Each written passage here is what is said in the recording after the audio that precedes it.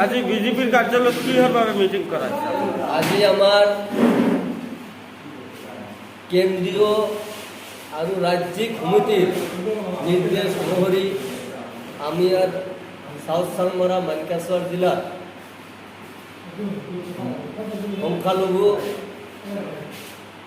মোর্চার সভাপতি আমার আশরাফুল আলমের নেতৃত্ব আর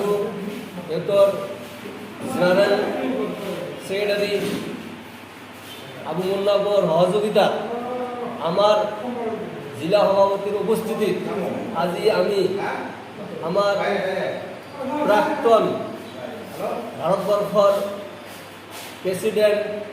APJ আবুল কালাম আমি মৃত্যুবার্ষিকী পালন করিলো আর এই মৃত্যুবার্ষিকী পালনের সহমতি রাখি আমার বৃক্ষরোপণ করা হয়েছে আজি আমি প্রায় 30-র পৰা 40টা মান আজি আমি বৃক্ষরোপণ করেছি। আপনাদের নিশ্চয় জানে যে আমার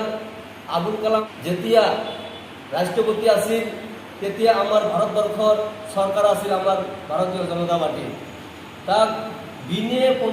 প্রতিদ্বন্দ্বিতায় তাক আমার সরকারে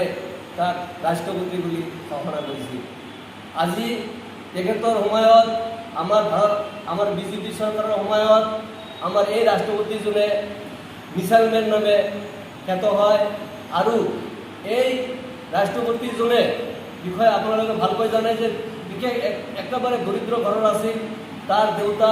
এজন মাছ পড়ি আছিল আর তার নিজের গাঁৱৰ যিটো মসজিদ আছিল সেই মসজিদৰ ইমামতি কৰিছিল তেখেতৰ দেউতাই আৰু এই আমাৰ আবুল কালামৰ বয়স হৈছিল তেতিয়া সিহঁতে নিউজ পেপাৰ বিক্ৰি কৰি নিজে পঢ়া-শুনা কৰিছিল আৰু এইটোৱে আৰু আপোনালোকৰ মাধ্যম দি আমি এইটো আমাৰ আজিকালি যিবিলাক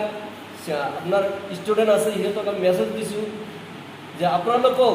আমার এই আবুল কালামৰ নিচিনা আপোনালোকে যাতে হয় তেনেদৰে আপোনালোকে ভালদৰে পঢ়া-শুনা কৰক আমি এইটো আশাবাদী।